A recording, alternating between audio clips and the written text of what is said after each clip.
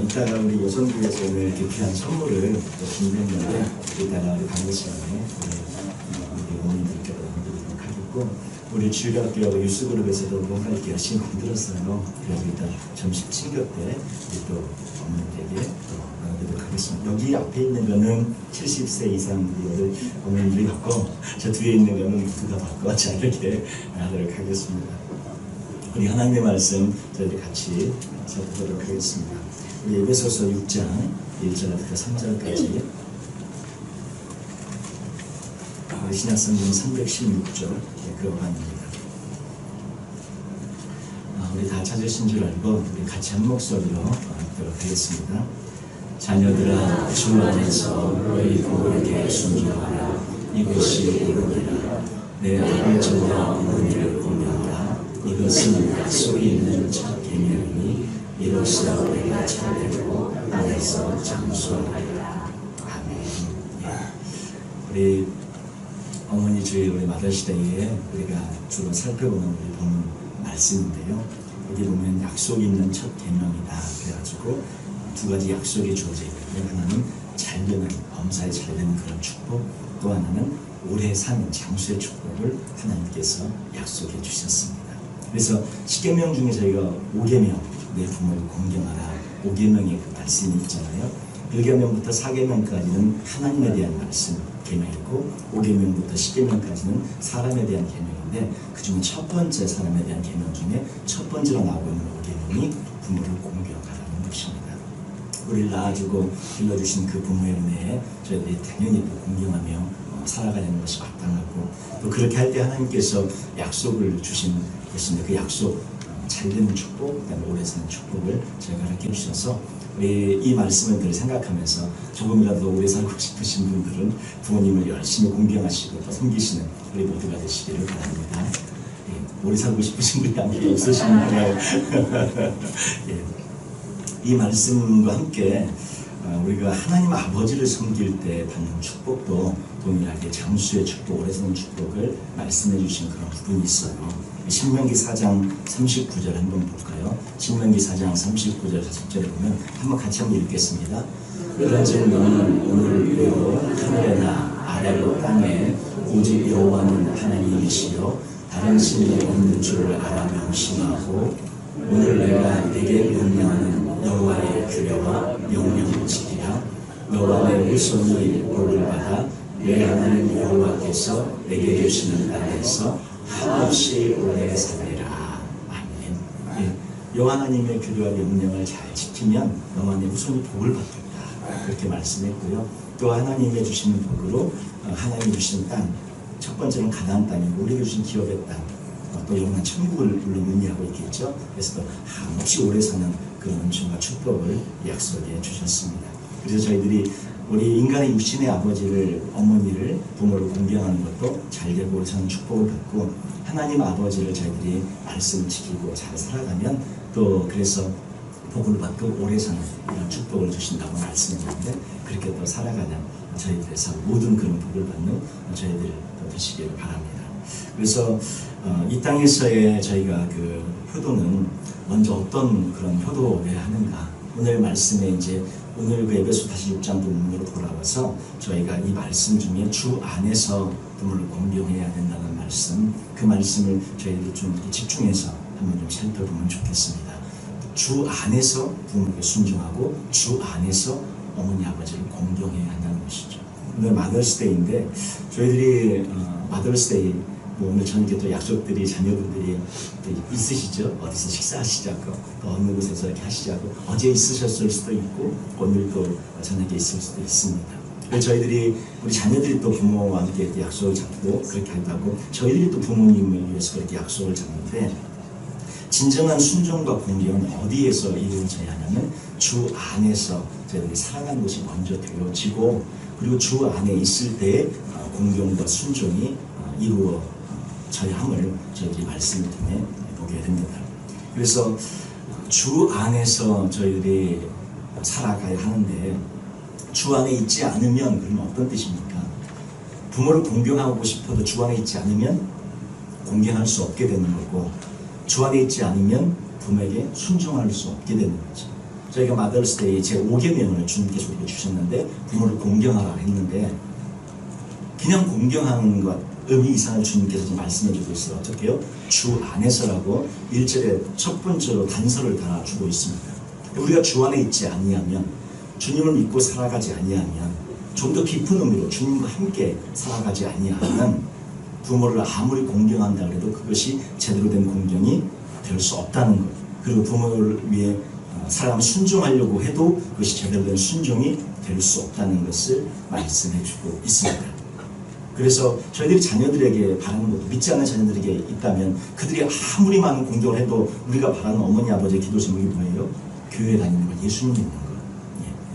그 자녀가 우리를 위해서 온갖 것을 다 해준다 해도 우리가 바라는 진정한 바라는 것은 무엇입니까? 주 안에 있는 것, 교회 다니고 예수님 믿는 것이 진정한 우리가 바라는 거 아니겠어요? 근데 자녀가 그건 하지 않고 부모를 위해서 뭐를 막 해주고 뭐를 공경하고 뭐 순종하고 뭐 다 해요. 그런데 그 한 가지는 안 해요. 다 하는데 어머니 아버지 비행기 티켓 끊어가지고 여행도 보내드리고 철마다 시간마다 좋은 옷 사서 입히고 좋은 음식 이렇게 뭐 대접하고 다 해요. 그런데 다 하고 다 하는데 예수님 안 믿어요. 이게 지금 어떻게 되는 겁니까 이게? 예, 아무것도 아니고 그게 진정한 공경이 아니죠. 엄마 아빠의 진정한 원함은 뭐예요? 정말 예수님 믿는 거, 교회 다니는 거, 그건데 그걸 안 하고 다른 걸 다 하고 있으면서 내가 다 하고 있어요, 내가 부모를 공경하고 있어요, 부모에게 정말 순종하고 있어요, 아무리 백날 말한들 그게 진정한 순종도 아니고 진정한 공경도 될 수 없다는 것이죠. 하나님이 우리에게 지금 말씀해주고 있는 것도 무엇이냐면 우리가 부모에게 순종하고 부모를 공경해야 합니다. 그런데 순종과 공경이 어디, 첫 번째 주님 안에서 우리가 먼저 살아감이 있고 나서, 그리고 부모에게 순종하고 공경함이 있을 때 그것이 진정한 순종과 진정한 공경이 될 수 있다는 것이죠. 그래서 주 안에서 우리가 정말 살기 위해서는 어떤 삶을 살아야 합니까? 누가복음 14장 우리 25절, 26절, 27절 말씀 한번 같이 한 목소리 읽어볼까요? 물은 내게 있는 자가 자기 부모와 처자와 형제와 자매와 더욱이 자기 목숨까지 미워하지 아니하면 능히 내 제자가 되지 못하고, 누구든지 자기 십자가를 지고 나를 따르지 않는 자도 능히 내 제자가 되지 못하리라. 예. 여기서 주님께서 말씀하고 있는 것은 부모님을 돌아보지 마라 이런 뜻이 아니라 돌아보고 하는데 첫 번째는 뭐냐면 먼저 주님의 제자가 되라는 것이죠.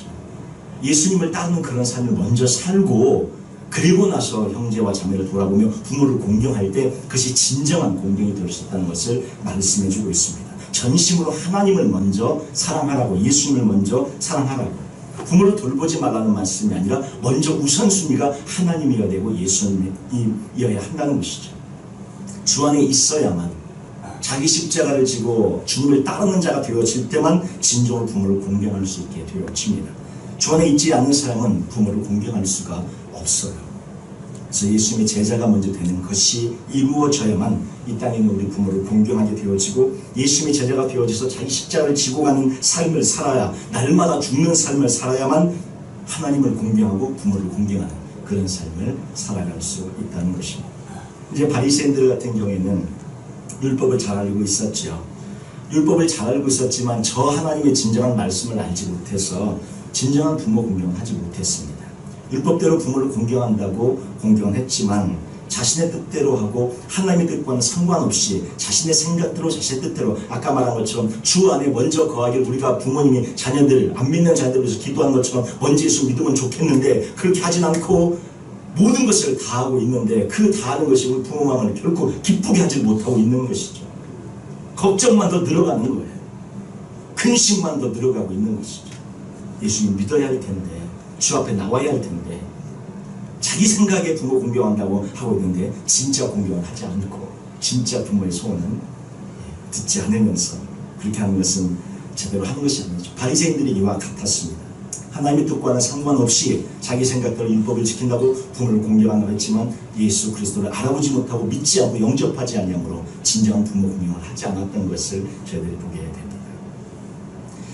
주 안에 있을 때 아까 말씀드린 잘되는 축복을, 부모를 공경할 때 잘되는 축복을, 그리고 장수의 축복을 주시는데 먼저 주 안에 있어야 한다고 말씀을 했는데, 저희가 장수의 축복을 생각하면서 때로 하나님께서 오래 사는 그런 축복을 주시기도 하시지만 사랑하는 자 중에 일찍 부르시는 경우도 있습니다.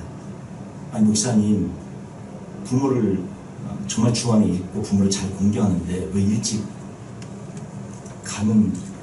왜 어떻게 된 겁니까? 이런 경우도 있잖아요.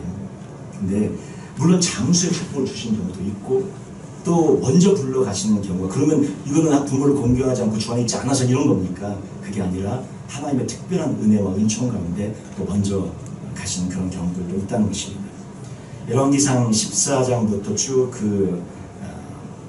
여로보암의 아들 이야기가 나옵니다. 여로보암의 아들 이야기가 나오는데 여로보암의 그 아들이 그 아비야라는 그런 아들이었어요. 여로보암이 북이스라엘의 첫 번째 왕이 돼서 남북이 갈라져가지고 북이스라엘의 첫 번째 왕이 되는 그 왕이 여로보암인데 그 아들 아비야가 아이였을 때 이 아이가 일찍 죽습니다. 일찍 죽어요. 그래서 이제 여로보암이 이 아이를 위해서 자기 아내에게 변장을 시킵니다. 변장을 시키고 이제 선지자를 찾아가게 합니다. 실로의 그 아이야 선지자를 찾아가는데 이 아이야 선지자가 어떤 선지자였냐면 여로보암 네가 왕이 될 것이다. 그걸 예언한 선지자였어요. 그러니 자기가 그 말대로 왕이 됐거든요. 그래서 그 말대로 왕이 된 것을 이제 실제로 경험하고 체험하고 나서 하나님 뜻대로 나아가야 하는데 어떻게 해요? 베델보다에 금송아지를 만들고 이스라엘 백성이 자꾸 예루살렘에 내려가서 예루살렘 성전에서 예배를 하고 그러니까 그들의 민심과 그들의 마음이 다 남쪽 유다 왕국으로 향할까봐 두려워서 북이스라엘에 그렇게 두 가지 단을 만들고 베델보가 다니다 금송아지를 만들고 거기서 예배하게 하고 절기를 따로 만들어서 그렇게 하게 했어요. 근데 이제 아들이 아프니까 어떡합니까? 아내를 변장을 시켜서 아이야 선지자에게 보냅니다. 왕의 이제 그런 어떤 부인 왕비로서 온 거가 티 안 나게 아주 그냥 검소하게 아주 그 한 여인 같은 그냥 평범한 집에 그 여인같이 하고 해서 선물을 들고 가는데 떡 10개 그 다음에 과자 하고 꿀 한 병, 아주 그냥 평범한 사람인 것처럼 변장까지 하고 선물도 아주 평범한 것으로, 왕이 선물한 게 아니라 평범한 것을 들고 가지고 와서 이 아이가 어떻게 될 것 같습니까? 물어보러 갔어요. 그런데 하나님께서 이미 아이야 선지자에게 다 알게 해주시죠. 근데 아이야 선지자는 이미 눈이 어두워서 앞이 보이지 않는 상황이었어요. 근데 하나님께서 알게 해주십니다. 여러분의 아내가 올 것이다. 그 아이에 대해서 물을 것이다. 근데 아니나 다를까 발소리가 들리면서 여인이 들어옵니다. 이 아이야 선지자가 뭐라고 말합니까? 여로보암의 아내여. 바로 누군지도 눈이 보이지 않는데 여로보암의 아내여 라고 바로 부르면서 들어오라고 이야기합니다. 두려워 떨죠. 자기의 정체가 하나님의 사람 숨길 수 없습니다. 바로 알아요. 들어오라. 두려워 떨면서 들어옵니다. 그리고 네가 어찌해서 다른 사람인 척하느냐? 하나님께서 다 알려주시는데 이스라엘의 하나님 여호와의 말씀이 내가 너를 백성 중에서 들어 내 백성 이스라엘의 주권자가 되게 하고 나라를 다윗의 집에서 찢어내어 내게 주었거늘 너는 내 종 다윗이 내 명령을 지켜 전심으로 나를 따르며 나 보기에 정직한 일만 행하였음과 같지 아니하고 내 이전 사람들보다도 더 악을 행하고 가서 너를 위하여 다른 신을 만들며 우상을 부어 만들어 나를 노엽게 하고 나를 내 등 뒤에 버렸도다. 그러므로 내가 여로보암의 집에 재앙을 내려 여로보암에게 속한 사내는 이스라엘 가운데 내인자나 노인자나 다 끊어버리되 거름 더미를 쓸어버림 같이 여로보암의 집을 말같게 쓸어버릴 것이다. 내 집은 멸망할 것이다. 선지자가 이야기합니다. 너는 일어나 집으로 가라. 그 성으로 너의 왕궁으로 들어가라. 들어갈 때 그 아이가 죽을 것이다. 이렇게 이야기합니다. 두려워 떨면서 아무것도 못하고 그 말씀 딱 듣고 돌아오는데 들어왔을 때 아이가 죽습니다. 근데 마지막에 그 선지자가 이 한 가지 말씀, 13절 한 가지 말씀을 해줍니다. 우리 한번 함께 읽어볼까요?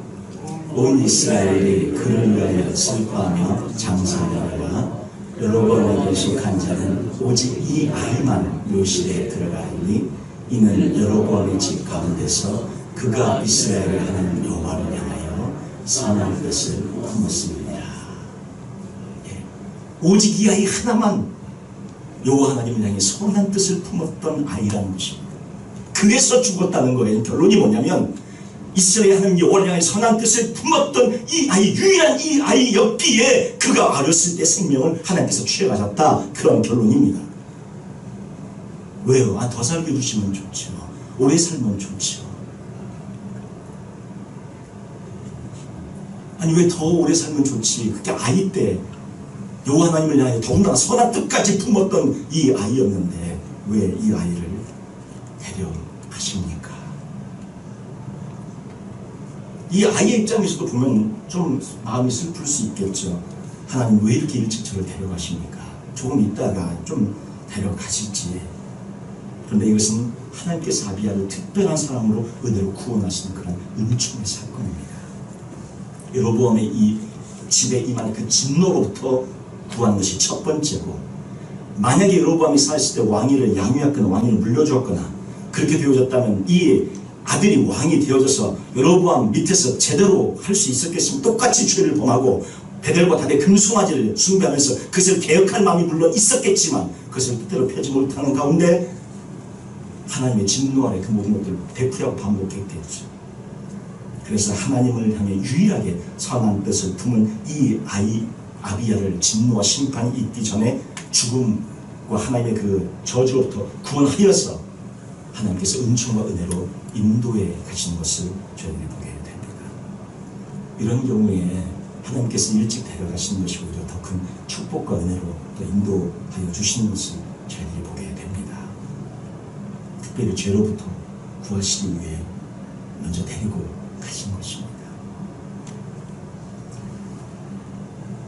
장수의 축복도 좋고 일찍 가는 것도 좋고 적당히 살다 가는 것도 좋고 모두가 좋은 줄로 믿습니다. 아멘이 없으세요? 아멘인 줄로 믿습니다.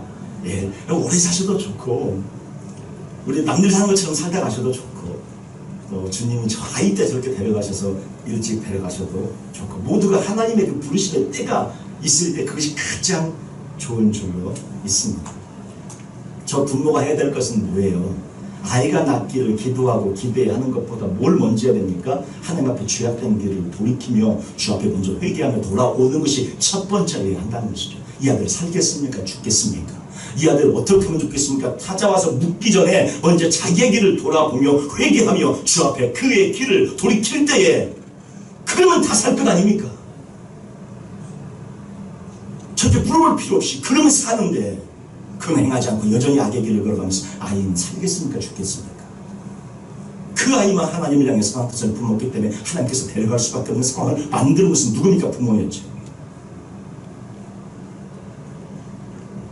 저희들이 이렇게 오늘 특별히 마더스데이 저희들이 우리 어머님들 또 특별히 하나님 은혜 안에서 저희들이 자녀를 향해 기도하며 나갈 때 먼저 이 말씀을 생각하면서 우리가 하나님 앞에 바로 서 있는가, 내가 지금 주의 말씀으로 하나님 아버지를 섬기는 이 땅의 부모를 공경하라고 되어져 있는데 우리가 공경받으려고만 생각하는 것이 아니라 내 아버지이신 진정한 아버지이신 하나님을 제대로 공경하고 있는가, 정말 내가 주 안에 있는가, 먼저 돌아보면서 이 마더스데이 주일을 맞이했으면 좋겠습니다. 애들이 선물을 뭐 사오나, 그거를 지금 애들이 이번에는 뭘 사올까, 올해는 작년에는 뭐 했는데 올해는 조금 얼마나 기대하고 이런 게 아니라 내가 먼저 주 앞에 올해는 하나님 앞에 내가 어떤 사람으로 서야 될 것인가, 저 자녀들을 위해 내가 어떤 축복의 모습으로 서야 될 것인가를 먼저 돌이키면서 돌아보는 그러한 저희들이기를 원합니다. 하나님이 예수 그리스도를 이 땅에 주셔서 우리를 살리기 위해서 모든 것을 희생하시고 내어주신 것처럼 어머니 아버지가 무슨 선물을 받을까 이런 생각을 하기 이전에 내가 저 자녀를 위해 올해 한 해 얼마나 기도했던가, 내가 저 자녀를 위해 얼마나 내가 눈물을 흘렸던가, 저 자녀가 주 안에 서기 위해서 얼마나 내가 먼저 주 앞에 몸부림치며 기도의 제목으로 가지고 왔던가, 나의 죄악된 길을 돌이키며 주 앞에 회개했던가를 먼저 주 앞에 바라보고 서는 것이 우리의 마땅한 부모로서의 먼저 된 우리의 모습이 아닌가 싶습니다. 저 아비야 먼저 가서 얼마나 슬퍼요. 아이 때 죽었어요. 얼마나 슬픕니까? 근데 지금 저희가 지금 몇천 년 뒤에 좀 저희가 보잖아요. 몇천 년 뒤에 저희가 보는데 그 아비야가 지금 저 아이 때 죽은 거, 만약에 아이 때 안 죽고 100년 살다 죽었다고 해보십시다. 우리에게 무슨 큰 의미가 있습니까? 100년 살고 죽은들, 아이 때 죽은들 뭔 상관입니까? 아무 상관이 없어요. 별 느끼죠? 무게감이 뭐 다릅니까? 아비가 1000년을 살았더라. 무슨 의미가 있어요? 아, 1000년 살았나 보다. 아이 때 죽었더라. 아이 때 죽었나 보다. 무슨 의미가 있습니까? 아무 의미가 없어요. 지금 1000년, 2000년, 3000년이 지금 저희가 보면 그가 1000년을 살건 100년을 살건 아이 때 죽건 아무 의미가 없어요. 가장 중요한 것은 뭡니까? 그가 하나님을 향하여 선한 것을 가지고 있었던 것.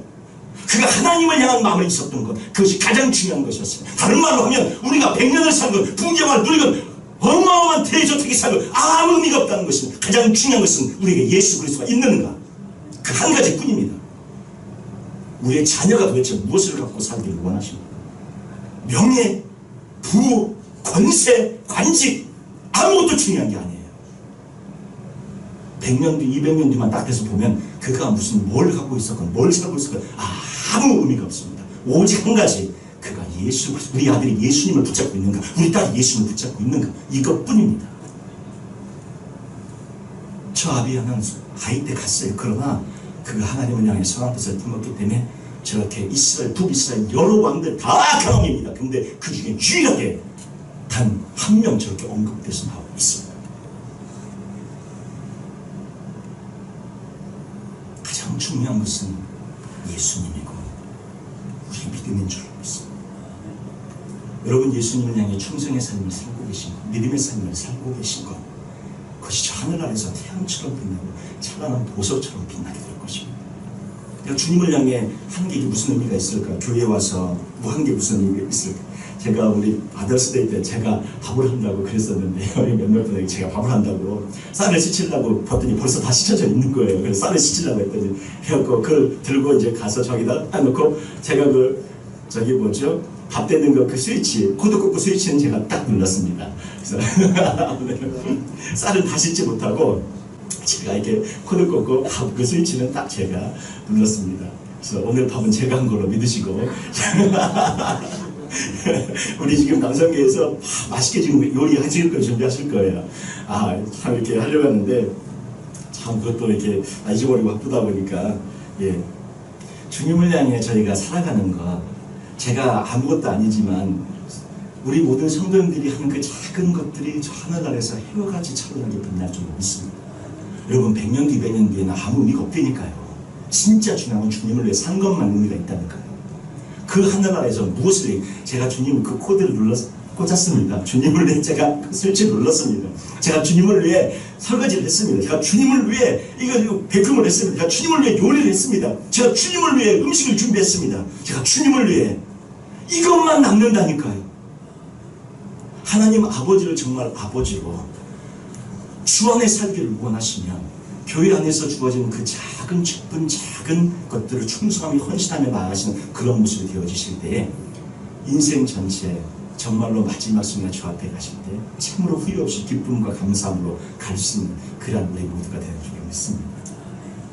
그래서 저희들이 이제 부모에 공경하고 부모에게 순종하며 이렇게 나가야 하는데, 그럼 한 가지 이제 마지막으로 질문이 생깁니다. 그러면 좋습니다, 목사님. 그래요, 부모님 주 안에서 이렇게 살아야 하고 우리가 먼저 되어져야 하고 순종하고 공경하는 거 알겠는데, 부모가 부모님 다워야, 그러니까 순종을 하고 부모가 부모님 다워야 뭐 좀 공경을 하죠. 예수님 믿는다고 하고선 집에 와서 매번 때려 부시고, 예수 믿는다고 하면서 매 술에 취해갖고 다니고, 예수 믿는다고 하면서 매 그냥 뭐 때리고 학대하고 처벌하고, 더군다나 뭐 예수도 믿지도 않고, 어떻게 해야 됩니까?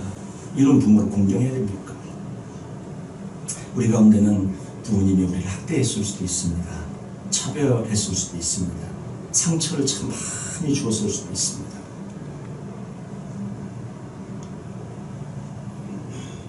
그래서 부모님을 공경하라, 순종하라, 이 말이 마음에 들어오지가 않고 너무나 저 말씀만 딱 부딪히면 너무나 마음에서 힘이 듭니다.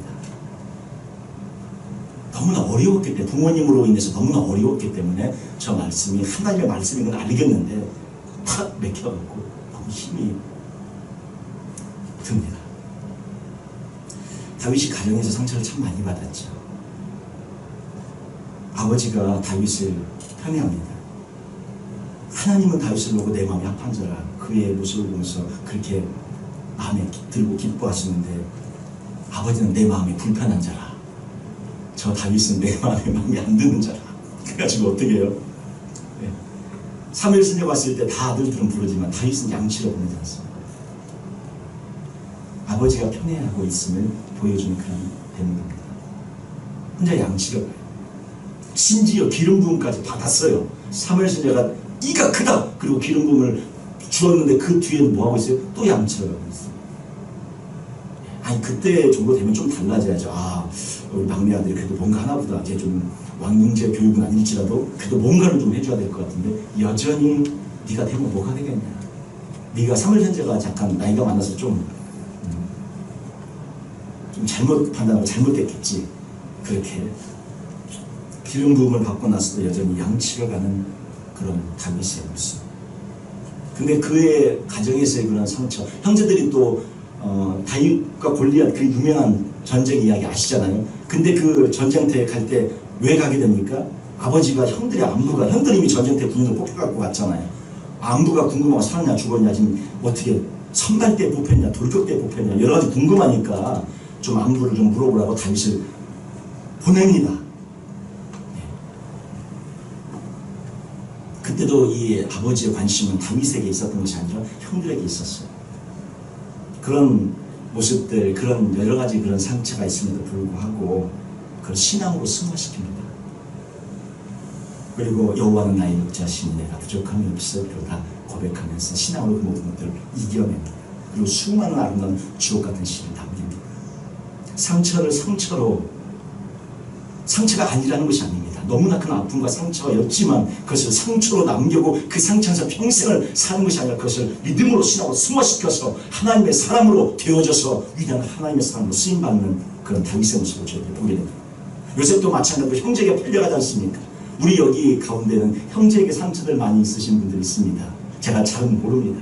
형제가 뭘 해준다, 미국 와라, 형제가 와갖고는 뭐 어떻게 뭐 도와준다, 뭐 와갖고는 뭘 어떻게 해라 했는데 완전히 그냥 어려운 경우, 남보다 못한 경우 이런 형제가 있을까?